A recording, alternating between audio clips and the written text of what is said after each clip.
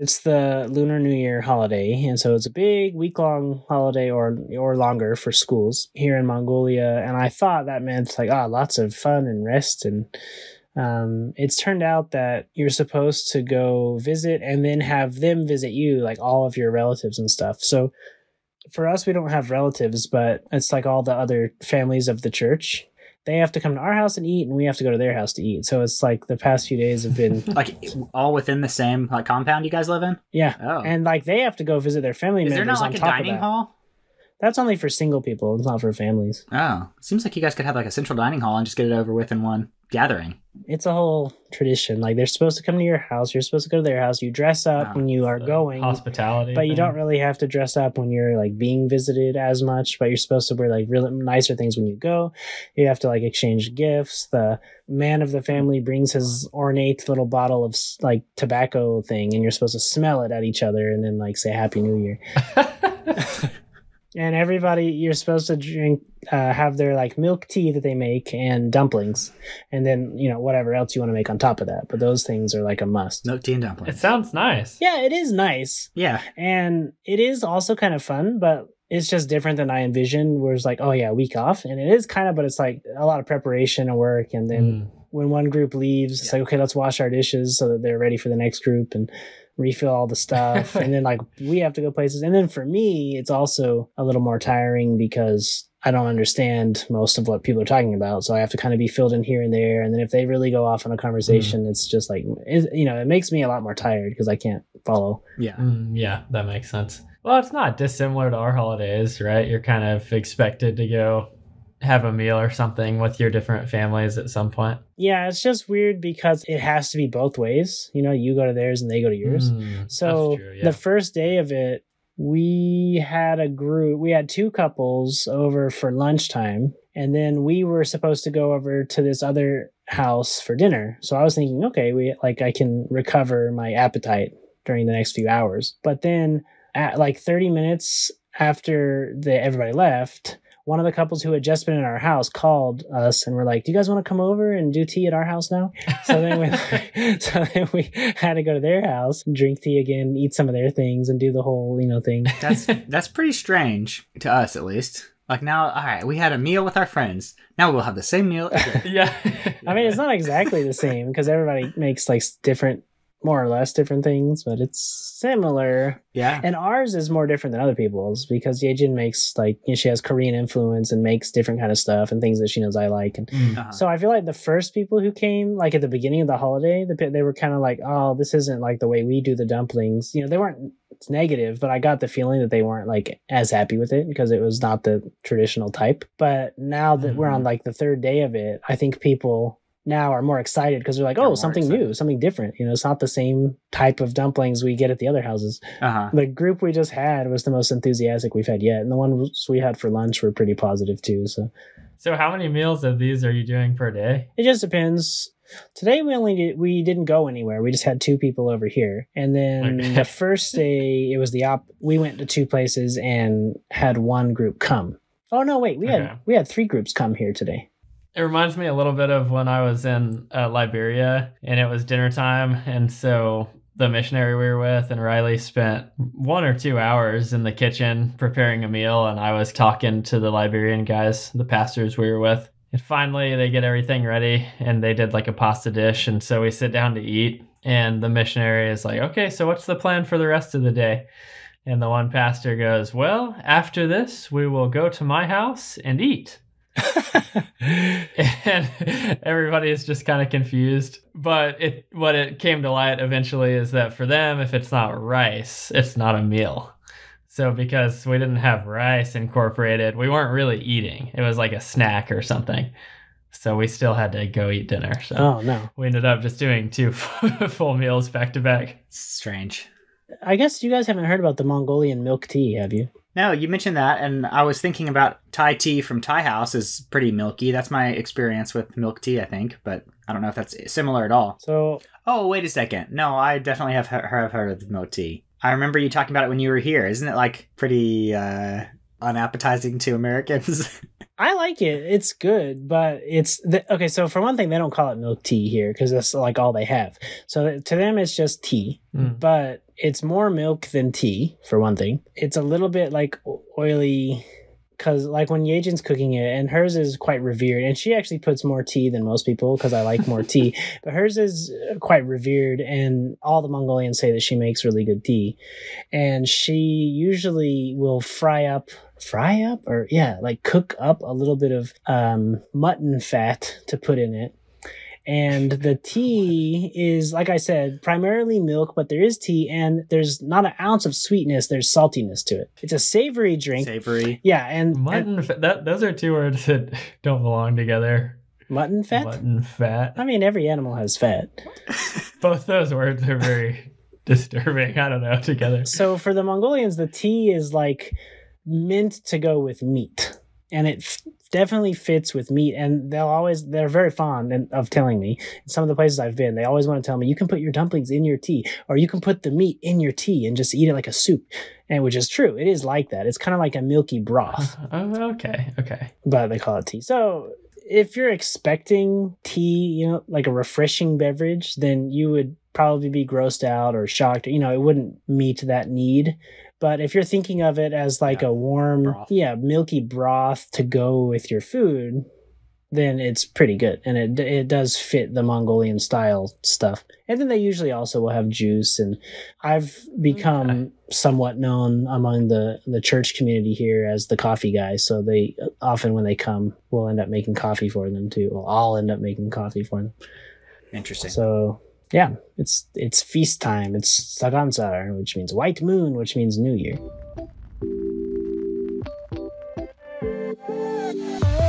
Today I wanted to talk about the idea of having a rule of life.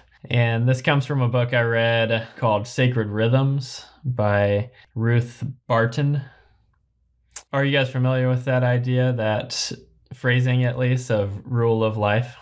I wasn't until I took that class when I was and read that book. The only place I had heard of it before was one of my really close friends in Kentucky. Shortly after, well, I guess right after he got married, and the first time I was over at their like joint apartment after their marriage, they had a kind of daily schedule on their refrigerator, and it was titled Rule of Life, which I thought was a strange wording, or a strange name for basically like a daily routine. That's really interesting that they had it printed out like that.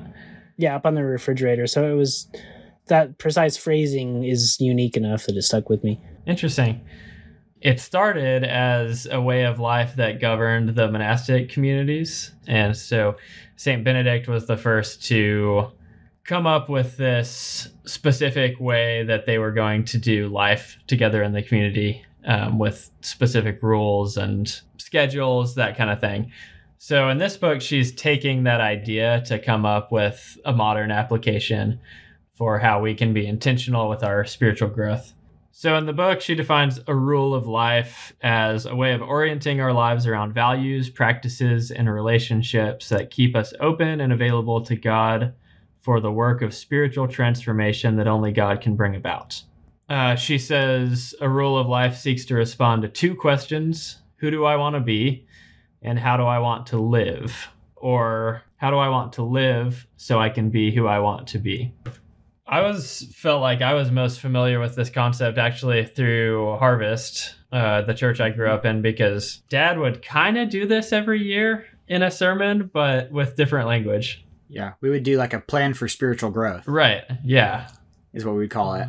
Yeah, and he would use similar language. He would say, we don't tend to grow unless we're intentional about growing and have a plan for it. Mm-hmm.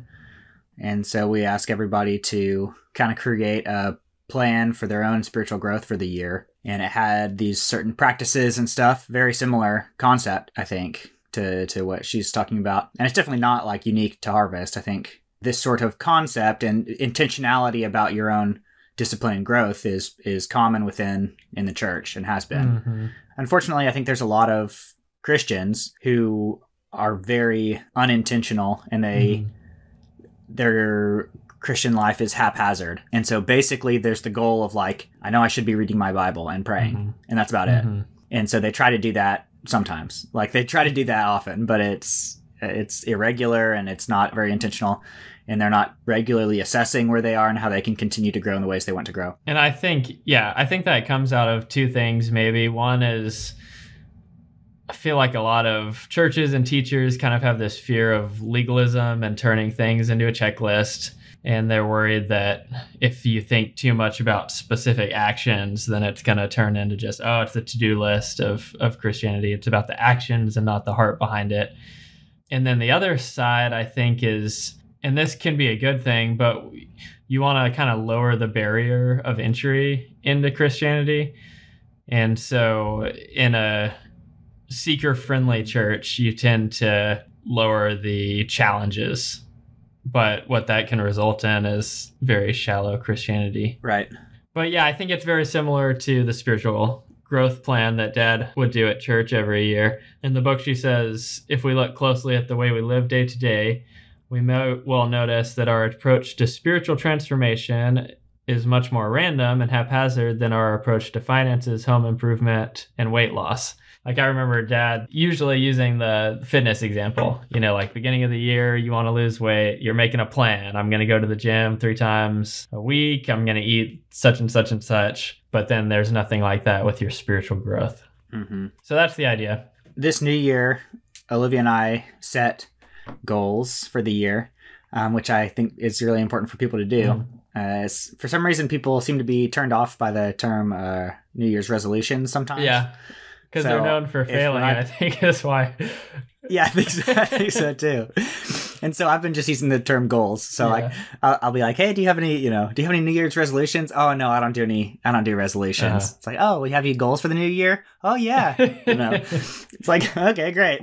Yep. That's the same thing. And our goals, we didn't lay out exactly like who are we wanting to become with the goals as much. Mm-hmm. And I think that's important as well to kind of keep that end goal in mind, the destination a little bit. Well, I struggle a little bit with all of it because as you were just talking about that sometimes we're not as intentional about our spiritual development as we are with our finances or health or whatever other. That's health, right? Oh, right. Like our finances or health or maybe education, vocation, something like that. And when I hear that list, I'm like, I don't think I'm very intentional about any of those things either. I don't have... Well, as long as you're balanced. I don't know about that. I very much admire disciplined people and people who are able to schedule and make firm plans, but I have not really ever lived that way in almost anything. Mostly any kind of like schedules I've kept have been externally imposed, and I'm not saying that that's necessarily like, well, that's just the way I am, I can never change, but and there certainly have been some guidelines, like not wanting to sleep in all throughout the whole morning because I really like the mornings and I hate the feeling of having missed the morning, stuff like that. Like I have some elements of guidelines like that, but I have not been very structured in my approach to life. I think that's important and interesting, and I'm curious to hear and maybe discuss what a rule of life would look like to someone that has your personality. It's not like a planner. Right, because I don't think it has to be so structured. I mean, if that's not your personality for anything, then your spiritual growth is not going to be the one thing in your life that you change your personality for. Yeah, Daniel's a hippie. That's not me. There's definitely pros and cons. Like I think flexibility and adaptability have been traits that have served me well in my experiences, but I also think that those instances of externally generated structure have also been really helpful. Like learning language, you have to be regular about it. And even if it wasn't scheduled, when I was doing things on my own, I had a couple of sort of patterns where, okay, when I get in bed, before I sleep, I have to review some words, review a little bit of my Japanese when I was learning that. Or when I was in college, it was Saturday brunch. When I go to the cafeteria, that's when I'll review the kanji, the characters, like my reading skills. So I had a few patterns like that. But for learning language, for learning a lot of things, having a teacher or someone, where you have a set time you have to uphold. And then in that case, it was just something that, because of someone else's expectation, I know that I have to be ready for this time. And my principle was just avoid canceling those things as much as possible, because that's the path of, you know, making a cancellation for convenience sake, or because you just don't feel like it that week, or you feel unprepared, is like the first step towards just it all falling apart. One of my classes in seminary was a spiritual formation class, and the professor had done a lot of work with the Myers-Briggs personality test, and I like that. Yeah. And comparing it to just spiritual growth and different types of spiritual disciplines. And basically his work had been kind of focused on, like, how does God meet us in our differences? You know, how does the unique way that we've been made gear us toward connecting with God in different ways than other people, maybe? It was really neat to kind of talk through that. Like, this was a class, or this was just that professor's the class was called Spiritual Formation. That's what the class was about, was how do we kind of grow spiritually and different ways to grow spiritually. But his specific work had been in Myers-Briggs. And so a lot of that came in through the class. Sure. And we did a lot of work in it because that's where he had focused. But I think, you know, the benefit of that is talking about how there's not just like one way to approach God, and there's not one way that God, you know, interacts with us. And the ways that we connect with God and grow are going to be different depending on our kind of personalities. And so I think there's a lot of benefit in thinking that way.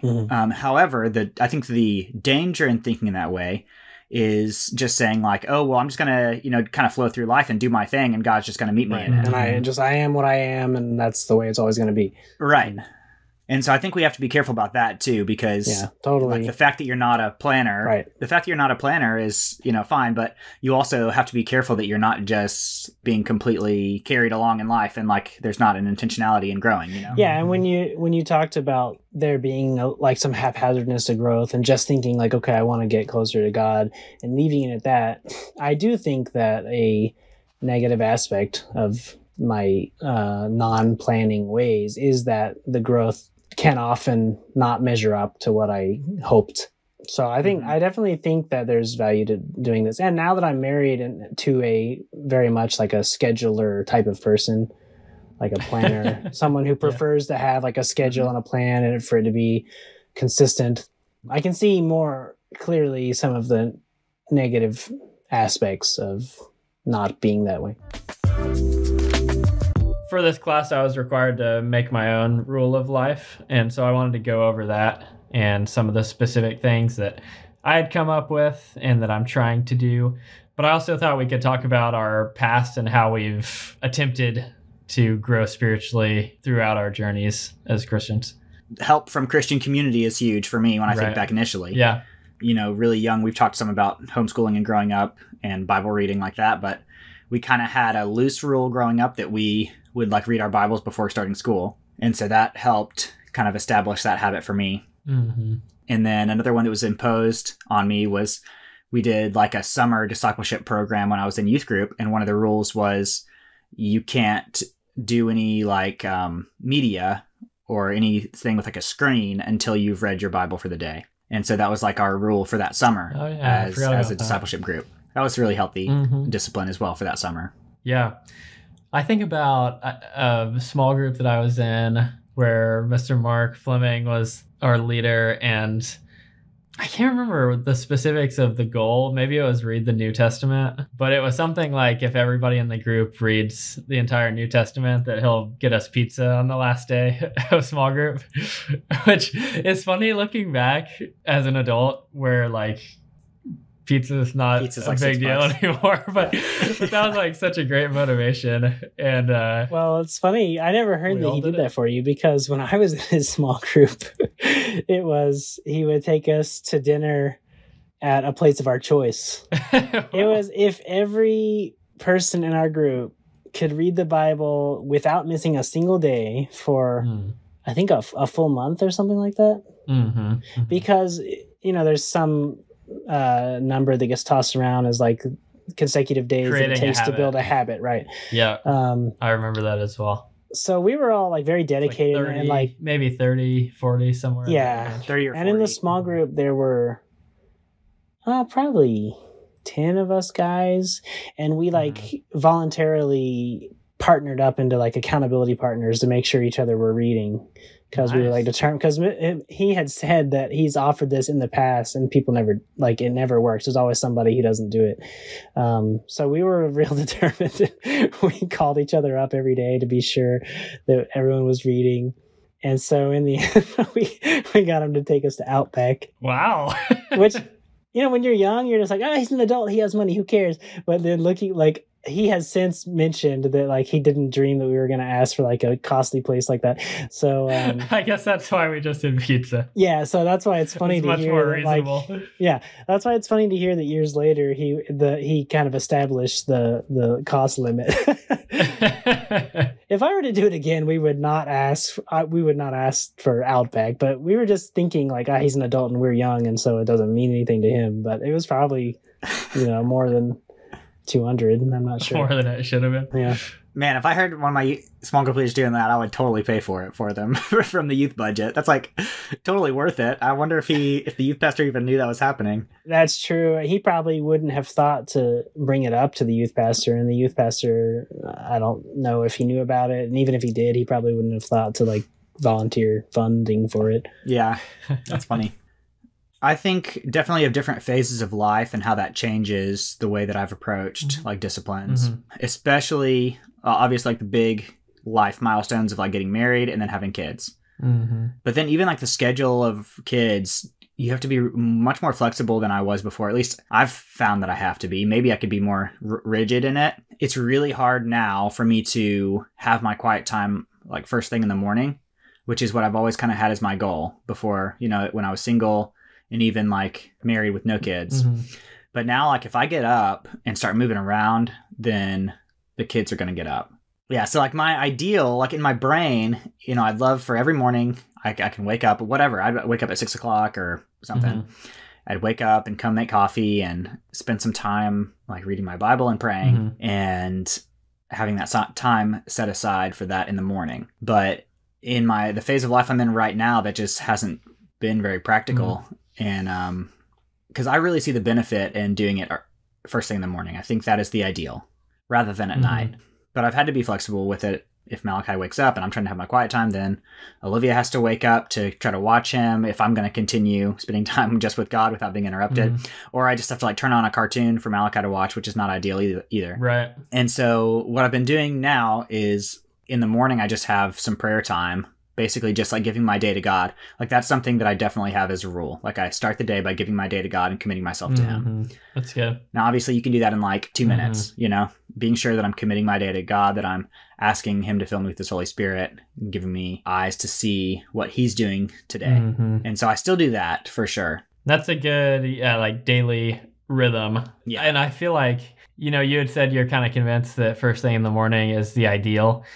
And that's certainly a debate. I've had that conversation over and over again with students about like, when should I be having my quiet time? I can make a minor pitch for the other side if you want. Okay, let's hear it. Okay. First, I totally agree though with the prayer at the beginning, like having a dedication, a sort of like renewal of this is a new day, and I do want my first focus and interaction to be on connecting with God. Perfect. That's actually what I was going to say, is that regardless of where you land, I think that is really important to at least have that initial conversation. Okay, go ahead with your pitch. Okay, yeah. So for me, starting the day with a prayer, and because I've especially in sounds like a weird thing to say, I guess, but especially during phases in my life where I've had a job to go to in the morning, usually my pattern is wake up just with not much time to spare before I have to go. But I've definitely believed in that kind of get reset with God. Okay. Asking for him to guide me through the day, to be with me, that I'll have his spirit and his character as I go through the day, and pray for that. As far as the Bible reading though, in my case, I often found that trying to do it in the morning, it would be kind of a debate of, okay, well, how much earlier do I need to do it? Okay, like I'll set this much time, and then it's easy for something to get lost during that, or for me to still be drowsy and not paying attention. Whereas dedicating it as the before bed, it also is an incentive to do another healthy thing, which is get into the bed earlier.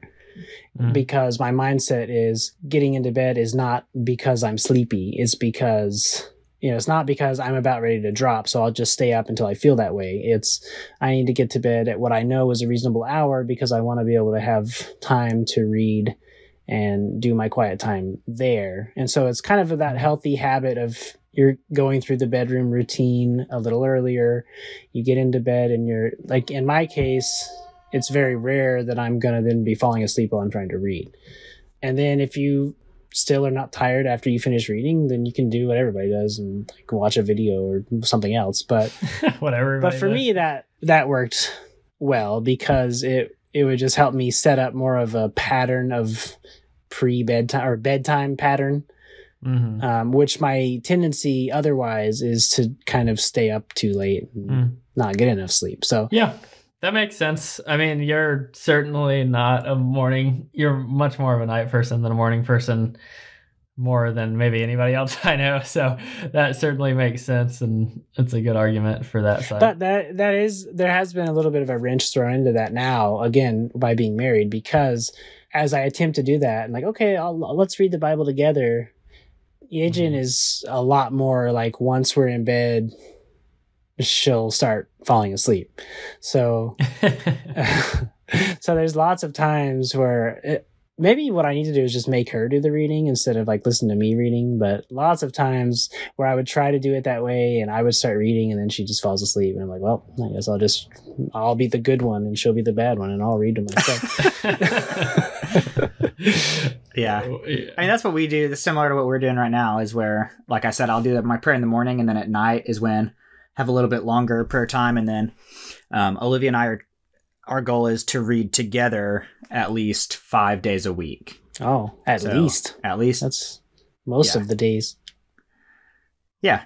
So we're giving ourselves a little bit over half the days. With, yeah, that's over 2/3 of the days.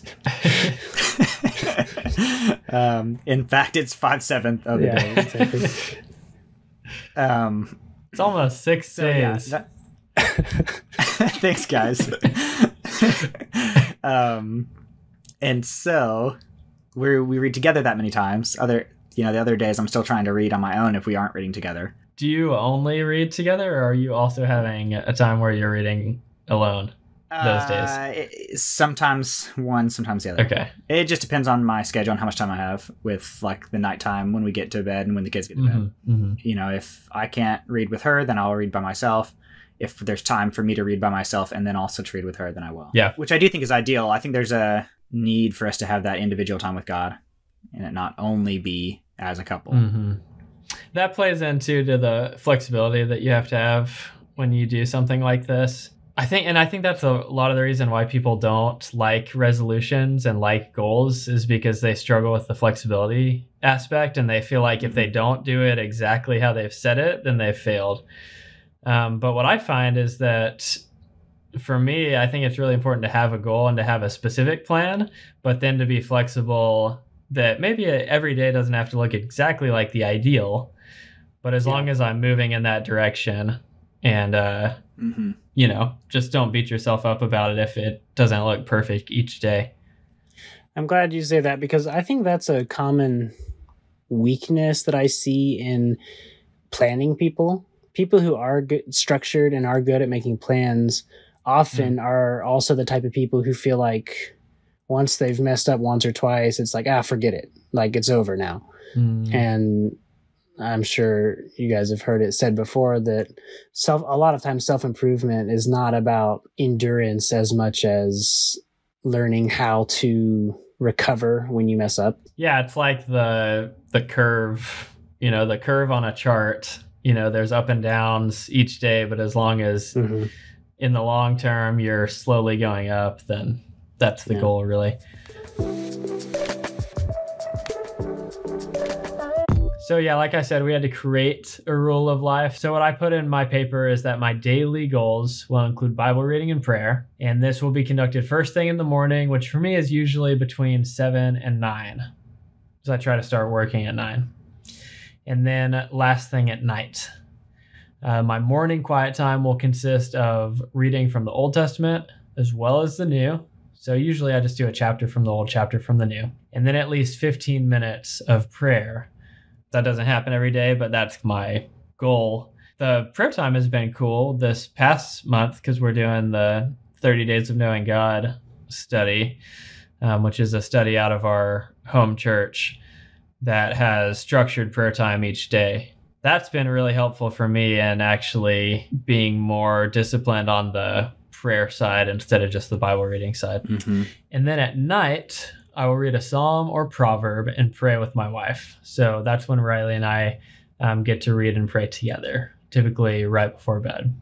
She also has the issue of falling asleep often while I'm reading. Not as much recently, but she used to fall asleep most times. Yeah, I think maybe we should be making our wives read. Maybe that's better. Olivia usually does the reading. Yeah, I don't think I would fall. I'm pretty sure I wouldn't fall asleep. Yeah. And then something new that I got from the book is that I'm trying to avoid being on my phone or social media between 7 and 9 in the morning, and then at night after our Bible reading and prayer time. Yeah, that's really important. I would encourage everybody to have some sort of boundary on their social media time. And phone. Mm-hmm. If you have zero boundaries, I think that it's just so dangerous to be something that just sucks up your life. And so I would encourage everybody to think about some sort of boundary you can instill like that. You can put like app timers on your phone. And so like that's something that I do, is where I have like 15 minutes right now on Facebook, and then after I've used my Facebook for 15 minutes, it turns off for the day. So that's cool. I can put that on every app if you want to. You can make sure that you're not spending too much time, that way. That's what I do, at least, in order to have some sort of boundary. And I think what you're saying is great. Give yourself some time during the day where you're not using it. Mm-hmm. That's really healthy. So, yeah, I find for me, I really hate the idea of the first and last thing being looking at the phone. And so that's why I specifically said in the mornings. And again, like for me, I want to get in the word and prayer before I look at any, check the weather, check social media, check my emails, whatever the thing is. Like I want to really try to avoid that until after I've had that time in the morning. Yeah. Before you play Wordle. Yeah. My way of limiting that has been that I set a rule for myself that I only look at my phone if I'm on the toilet.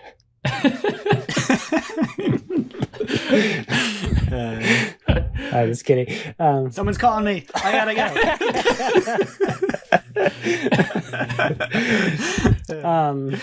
But actually, that's an example of where what you said before about envisioning the kind of person you want to be has been more my approach than having a clear plan, which is what you said about like just not liking the idea that, the phone or the internet is my first and last. And so it's not necessarily that I set a specific time of when I'll look at my phone or not, but I definitely have been trying to avoid checking the phone being my first thing I go to when I wake. And maybe setting a more clear time boundary would be helpful for that, actually, or a more like after I've been awake for this amount of time. One thing that often can be hard about that, living on at a different time zone, is that like a lot of stuff in America was happening all night. So it's kind of like you're interested to check like, oh, did anybody text me? Did anything change? Is the news, but that'll still, but then like the flip side of that. Yeah. So that can like make kind of an impulse to check it first thing, because you wonder what you missed while you were sleeping. But the flip side of that is most of my day, like nothing's happening in America. So I can always catch up later. Right. Yeah, that's interesting though. Did you have any other thing that you wanted to say on daily rhythms before we move on to weekly? We do. I mean, I'm intentional to pray with the kids before bed. So that's a daily rhythm, is to pray over them. And we always do with Malachi, like, what are you thankful for from today? That's good. That is good. But do I have a daily thing? I think I should. And that is one good thing about having kids, I think, is that you have to focus on that instructional aspect of it. It makes those things even that much more important, I think. Right. You begin to see more and more the people you're affecting with those. Yeah, you don't want to neglect to instill those things that you say are important to you. All right, so moving on to weekly, what I had put is that my weekly rhythm will include a corporate worship gathering, so church, an hour of prayer and fasting. Just going. Mine an goes hour of fasting.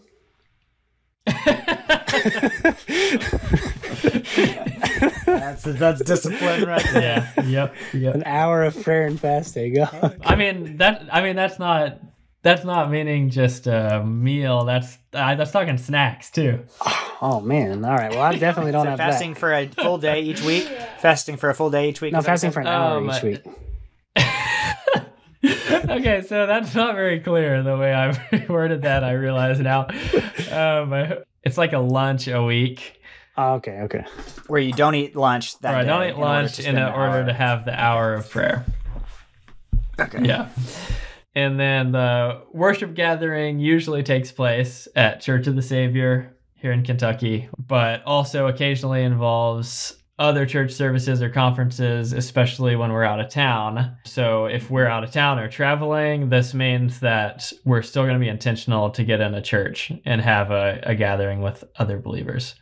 Oh, and here we go. I gave the specific. I will fast lunch on Wednesdays and use that time for prayer, worship, Bible reading, and solitude. That's really good. I don't think so mine would be, I have two like corporate phases. And since before I talked about Yejin being the worst one, I guess now I can give her the credit that she does 3 to 4 like corporate experiences per week, which is we do church on Sundays, and then we have a youth small group on Wednesdays, and then she has a ladies small group that meets twice per week. So yeah, that's one to work towards, is getting a day per week of more extended time. I think that's a really good thing to do. It's worked out really well for me. I started doing that in college, and it was actually easier in college because my schedule was so solid that, I had my class times, I had cafeteria time. Externally generated. Right. Yeah, exactly. So if I was skipping going to the cafeteria once, then I just had this chunk of time all of a sudden. And I think that was really healthy for me in the way that I viewed fasting as well, because it became less about just the challenge of not eating and much more about the practical aspect of actually creating time and focus on God. And being like removed from other people, probably. I think both things are important. Like the fasting for the sake of having time to devote to God is important, but then also the fasting for the sake of the sacrifice, like depriving yourself, the sacrifice, is also really important. But they don't have to always be the same. Sometimes you might be in a phase of life where it's like, I just need the time, and so I have to give up the actual time frame. But I think everybody needs to be depriving the flesh certain times in their life as well. So, Malachi's joined me here, so if you guys hear extra sounds, that's what's going on. He wants to hear some of this conversation. That's good. Live listener. So, I mean, fasting is one that I think that we just do terrible with in general in the church, and it really needs to be something that we're focused on. We did a fasting retreat for our youth last Saturday, and so we had like 25 students come up on a Saturday and we had 9 hours together at the church where we didn't eat and had times of prayer and worship and fellowship and games. And it was really good. And I was telling them, I wonder what the average Christian in America, like if you were to average the amount of fasting that happens. Yeah, it's really interesting because I've met some Christians who really talk about that as a regular part of their life, or at least like when they're trying to make a big decision. But I feel like most of the Christians I know, myself included, for myself, it's extremely rare, I would say. And then for most of the Christians I know, I feel like it's not even on the radar. Mommy, So that's, my goal is to fast once a week, to have that as something that I'm doing eventually. The goal that I actually set for this year is to fast at least once a month. And you're talking a full day? A full day, yeah. fast a full day, which I usually do like sundown to sundown, which is traditional fasting. That's not so bad. Yeah, and especially in the winter. Sundown is the same though. If you do sundown to sundown, it's going to be 24 hours. Oh, sundown to sundown. Yeah, you're right. That's interesting. It sounds so much easier that way. I don't know why. Well, because you're sleeping for a lot of it. If you do like a wake to sleep fast, you're fasting more than 24 hours. Because normally, let's say, right. You go to bed. You're sleeping. Yeah. Because that's 2 sleeps worth of fasting. That's right. Uh-huh. When I think about things that the church is really weak at, typically I think about fasting and Sabbath. We're so into food and like joke about food, and the Bible is also commands us to have feasts and to celebrate. So there's a place for celebration of food, and especially like I was thinking about it this Saturday after our youth fasting day, how much celebration and thankfulness there was eating afterward. Several of the students went out to a restaurant, and then Olivia and I went out to a restaurant, and I was like, man, this is awesome, to be able to eat something so good, and I'm so thankful for just how awesome food is. Yeah. And so that's really good. healthy. Yeah, it builds your thankfulness for the meal. But we go the opposite direction in our culture. There's definitely like when have you ever heard somebody talk about gluttony as an issue? Well, have you guys heard of mukbang? No. I don't know if it's catching on in America or not, but it's this Korean thing, which is basically like videos just of people eating food that people, for whatever reason, enjoy watching. The Koreans like it. And these videos get tons of views, and it's just like people who eat and talk about how good it is and show you all the food. But like the video is watching them I'm trying to picture this in my head. My image is just Denethor from The Return of the King.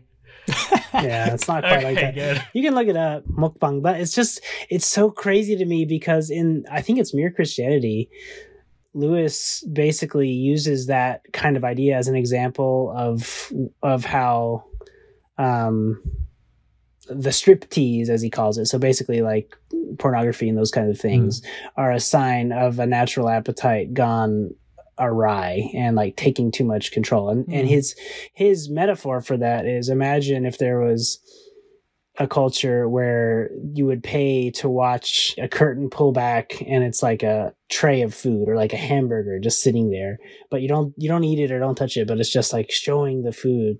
We would think there's something wrong with them. Well, something's gone wrong with their appetite. Well, with the striptease, there's something wrong with the sexual appetite. But it's just crazy because now, like, this is real. Wow. There's people who are, and they're saying like that way I can feel like I've eaten and I don't have to actually eat, so it's like healthier for me or whatever. But I just don't get it, and I think it's gross, and I don't like hearing the sounds of their chomping and smacking and everything. But wow, in Korea, it's super popular, and often Korean stuff ends up spreading to other countries being popular. But I don't know how far that one has spread yet. But there is an American podcast I listen to where they've talked about it. They think it's dumb, but they are aware of the concept. So, wow, that is really weird. But regarding the like thankfulness and increased pleasure of eating after a fast, I think that concept carries over to most of the good things in life. If you overindulge, then it loses. And if you restrain yourself, then it enriches. Yeah, that's good. I had one of the students that next Sunday, they had I don't remember what they had eaten, but they were like, I ate a soup or like a pasta or something, and I was like, that was the best pasta I'd ever had in my entire life. Yeah. When you've been fasting, it like really makes you appreciate it.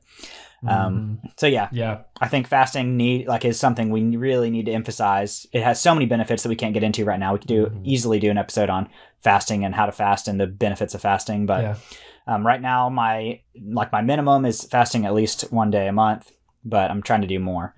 January I did multiple because we were doing this 30 days of knowing God, and we're like supposed to be fasting throughout it. So I was able to do several days. That's interesting to me that you're doing a day a month and mine is a meal a week. It's just interesting like how different those two are, but it's still like a rhythm. And for me, it's a lot about that time that I'm taking away from that pleasure and giving to God each week. So the other thing that's been really helpful from my weekly ones is making sure that I'm going to church each week, which I've always done that. But where that's affected us, I think, is when we're out of town. There have been a couple times in the last few months where we've been traveling, and maybe typically we just wouldn't go anywhere, or we would maybe watch church online. But I've looked up online and found a church to just go to randomly, just drop in. And that's actually been super cool. And for me, it's really emphasized like the community of the body of Christ.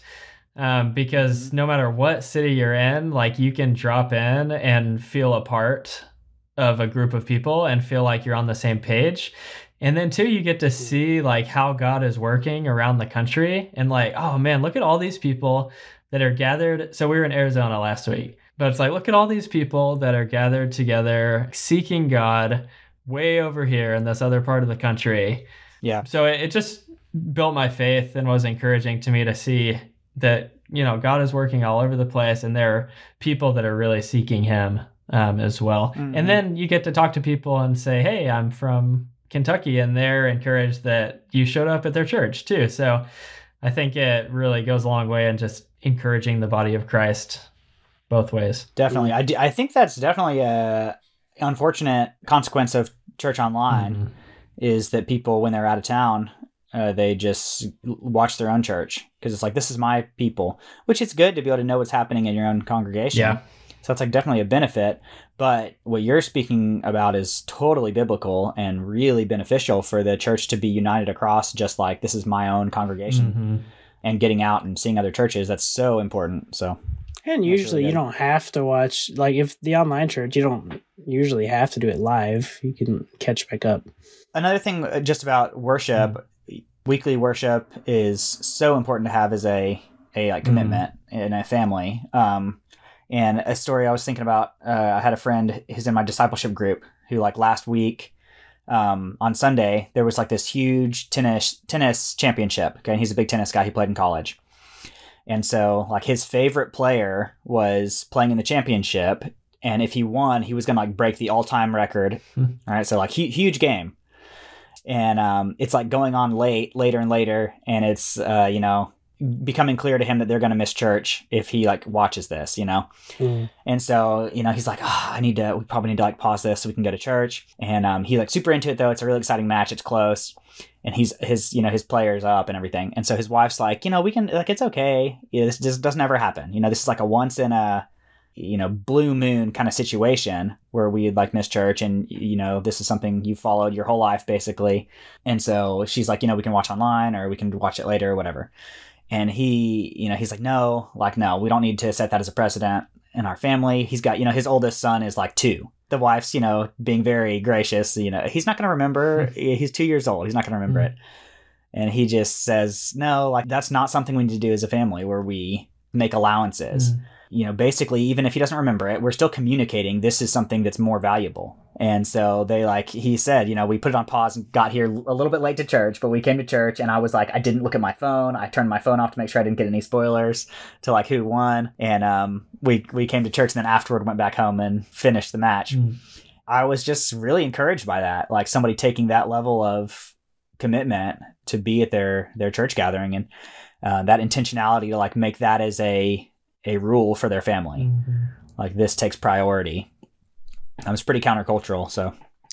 I have been on the other side of it too, though, where I was out of town with a group of people and all the rest were kind of like, we're on vacation. We're not going to care about church. And I was just like, okay, I'll just like go myself. So I just looked up on Google Maps, like the closest one that I could just walk to. And, I'm glad I did it, and I was excited, see a new church, see new people, but it ended up being a pretty not healthy, weird kind of watered down, how would you say, like kind of new agey type elements involved in that church. So I would just recommend being sure that you can find like a good church. Yeah, maybe check the mission statement first.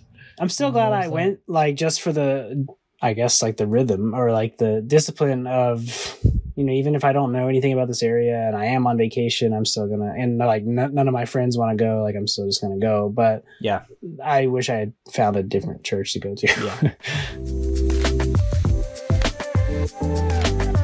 So my small group right now fits into monthly because we haven't been able to meet every week. Oh. Is it once a month? Twice a month? It's been twice a month, but one of the couples is like any day now having their second child. So again, this is where the flexibility has to come in sometimes. Mm. But yeah, small group to me is fit more into a twice a month thing. Another one Olivia and I have for monthly is having another family or couple over to our house for dinner at least once a month. Mm.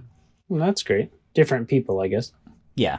And so that's building in that discipline of hospitality and community, obviously, in the church. But that's seems like something that people would like to be able to just be organic and even more often than once a month. But for us, it's like we actually need to make sure it's a discipline that we're like making ourselves do, or else you can go several months or a year without actually hosting anybody. Mm-hmm. One that I'm trying to do quarterly that's totally new for me is a day of solitude. There's a whole chapter in this book about solitude, and that's a concept and spiritual discipline that I really knew nothing about, never had thought about. So basically the idea is that I'll just pre-schedule, put on my calendar a day that's completely unplugged, like, phone off the whole day. Ideally, I'm going to go somewhere where I can spend time outside and just focus on being with God, but with no agenda. I don't have a reading plan I'm trying to do. I don't have a prayer guide I'm trying to do. I'm just being with him. And then that's pretty much it. So he's your only companion for the day. It's like a personal retreat. Yeah, it's like a retreat. And part of the reason that this appealed to me is because a lot of the time that I've spent in intentional prayer in the past has been seeking direction on some major decision. Almost exclusively, like when I've fasted or spent large chunks of time praying, it's because I have some decision, college, career, whatever, that I'm like seeking God for. And so the idea with this is that, and of course that's not wrong, like that's a good thing to do. But the idea of this is just to be with him. Yeah. And that's it. So I've only gotten to do it once so far, but it was... Where did you go? I went down to the Jesmond Creek Gorge, which is a little hiking trail near here. It was difficult. I mean, it's like, in some ways it feels like a waste of time. Being alone all day? Yeah, not like getting work done and being productive. And it's just like, is this actually beneficial? Like, is God actually speaking to me? So it was difficult, but I'm going to try to keep doing it. Difficulty is beneficial with a lot of those things. We know that with fasting, right? That it's supposed to be difficult, but if that comes into others, doesn't mean it's like a negative. Mm-hmm. It's really hard to see the fruit of it. Yeah.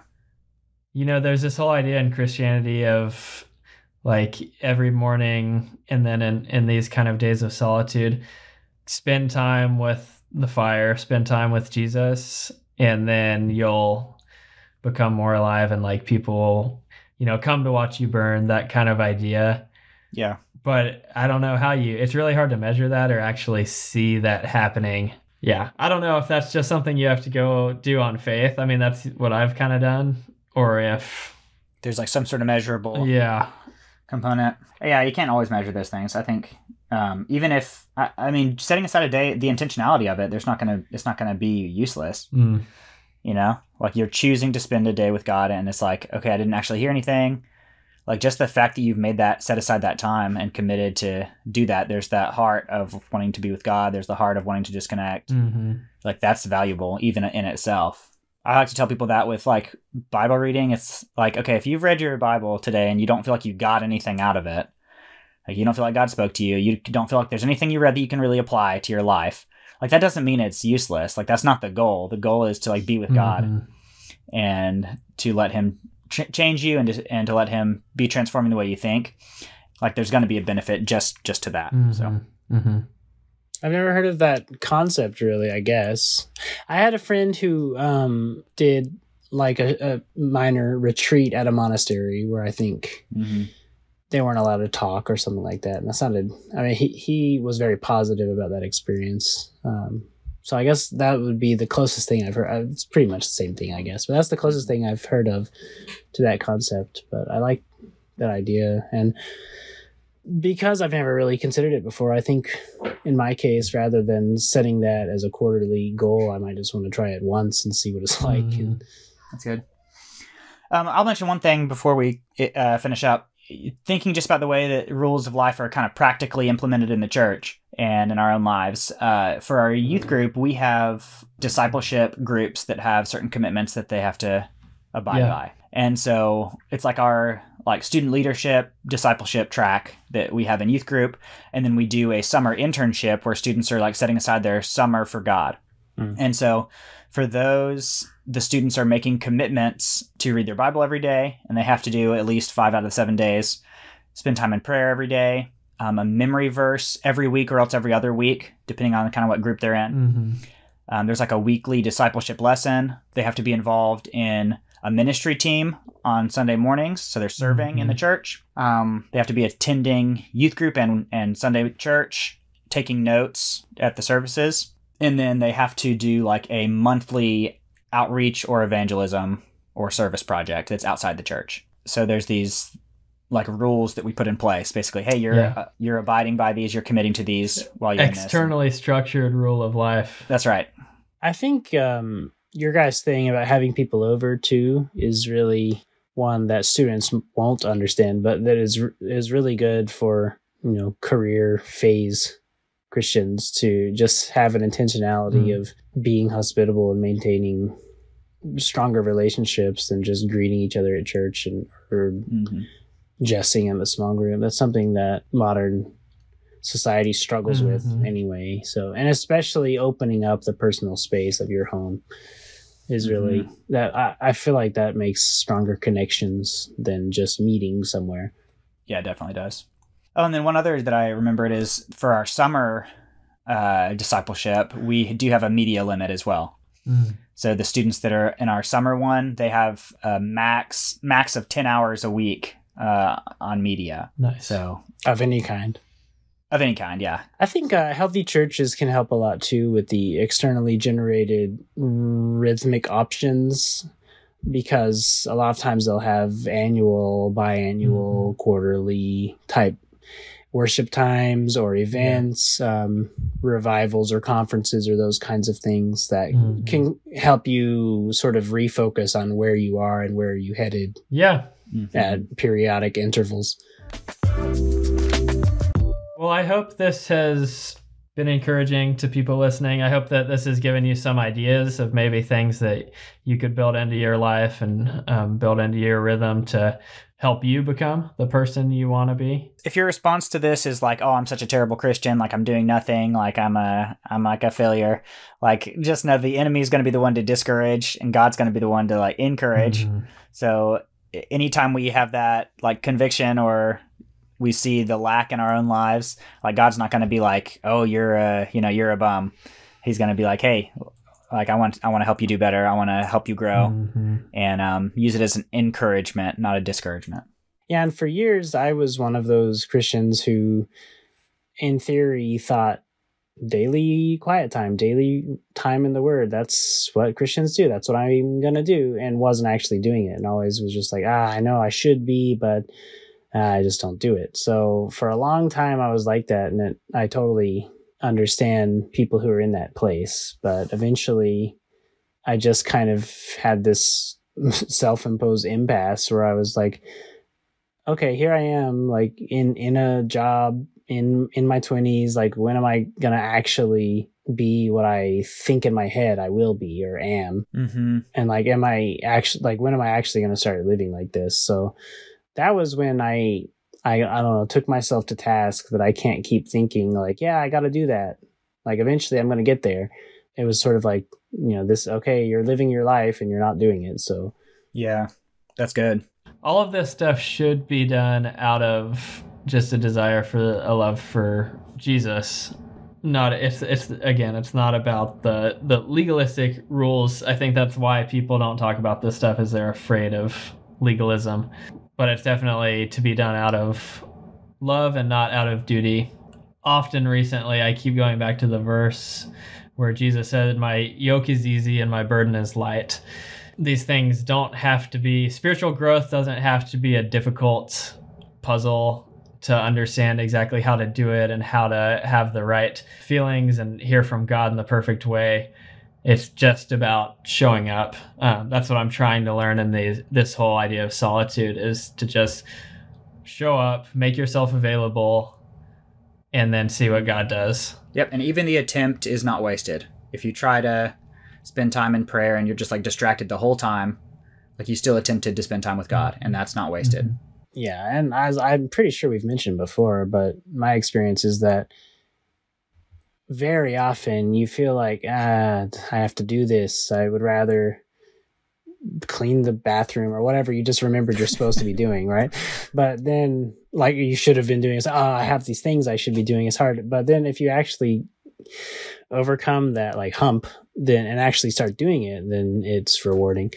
Yeah. But I think there's always going to be that like temptation of the flesh or the world to try to make quiet time seem as unappealing as possible. And you just have to like push past that entry barrier. Yeah. That's good. I see Malachi has joined us again. Does he want to say anything to the audience? What do you want to say, Malachi, to everybody? Waffles are ready. Ooh, the waffle. All right, well, what? Mickey Mouse pancakes. Oh, wow. Mickey Mouse pancakes. Do you want to say bye to everybody listening, Malachi? Mm-hmm. Okay, tell everybody goodbye. Thanks for listening. Goodbye. Thanks for listening.